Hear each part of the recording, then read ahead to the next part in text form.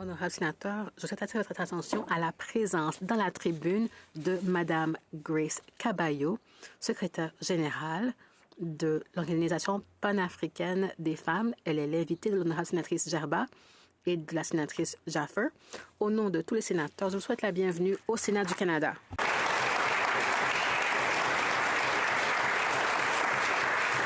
Sénatrice Gerba.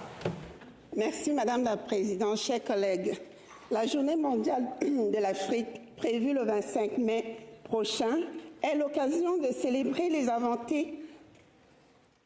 avancées importantes en Afrique et la vitalité de ce continent en chantier.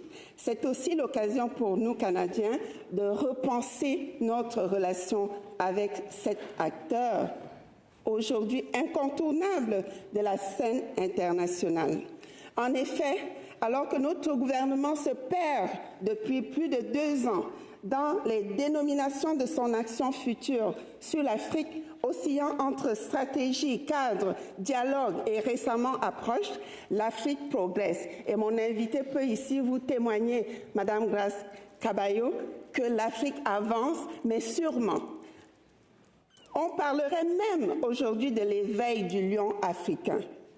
Pour preuve, le continent bénéficie aujourd'hui d'une coopération renouvelée avec toutes les puissances du monde, dont les États-Unis, la Chine, l'Union africaine, l'Inde, le Japon, les pays du Golfe, etc.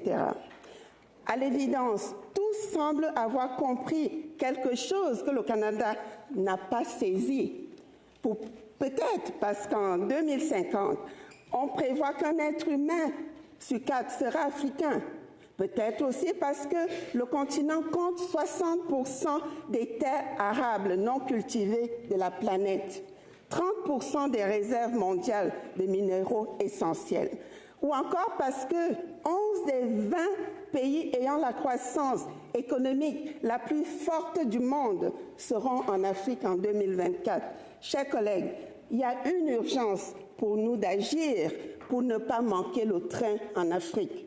Notre pays a un important capital de sympathie en Afrique. Un sondage IMAR mené en 2021 montre que le Canada a une excellente image sur le continent. Mais il faudrait se demander pour combien de temps encore. Merci.